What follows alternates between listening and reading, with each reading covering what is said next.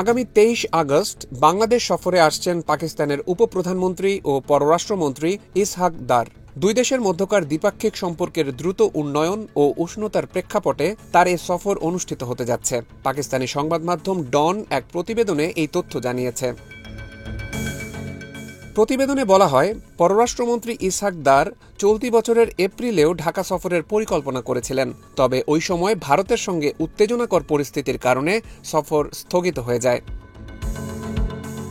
২৩ August Bangladesh সফর প্রসঙ্গে ইসহাক দারকে সংবাদ মাধ্যম ডন প্রশ্ন করলে তিনি সংক্ষেপে জবাব দেন, হ্যাঁ।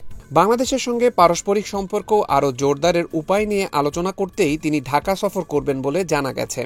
গত মাসে পাকিস্তান ও বাংলাদেশ পারস্পরিক কূটনৈতিক ও সরকারি পাসপোর্টধারীদের জন্য ভিসামুক্ত প্রবেশে নীতিগতভাবে সম্মত হয়েছে। পাকিস্তানের স্বরাষ্ট্রমন্ত্রী মোহসিন নাকভি ও বাংলাদেশের স্বরাষ্ট্র উপদেষ্টা জাহাঙ্গীর আলম চৌধুরীর মধ্যে এক বৈঠকে এ বিষয়ে অগ্রগতি হয়। এর আগে চলতি বছরের এপ্রিল মাসে পাকিস্তানের পররাষ্ট্র সচিব আমনা বালোচ ১৫ বছরের বিরতির পর পররাষ্ট্র দপ্তরের পরামর্শ সভায় অংশ নিতে ঢাকা সফর করেন। এছাড়া গত মার্চে পাকিস্তানের প্রধানমন্ত্রী শেহবাজ শরীফ বাংলাদেশের অন্তর্বর্তীকালীন সরকারের প্রধান উপদেষ্টা ড মোহাম্মদ ইউনূসের সঙ্গে ফোনে কথা বলেন। দুই দেশের সম্পর্ক আরও সুদৃঢ় করার ইচ্ছা পুনর্ব্যক্ত করেন তারা। ডনের প্রতিবেদনে আরও বলা হয়, পাকিস্তান ও বাংলাদেশ একসময় একই দেশের অংশ ছিল।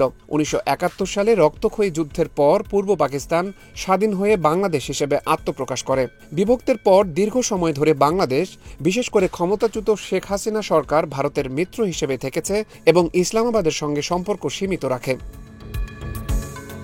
তবে গত বছরের জুলাই আগস্টে গণ অভ্যুত্থানে শেখ হাসিনা সরকারের পতনের পর ড মোহাম্মদ ইউনূসের নেতৃত্বে ঢাকা ইসলামাবাদ সম্পর্কের মধ্যে এক ধরনের উষ্ণতা বিরাজ করছে।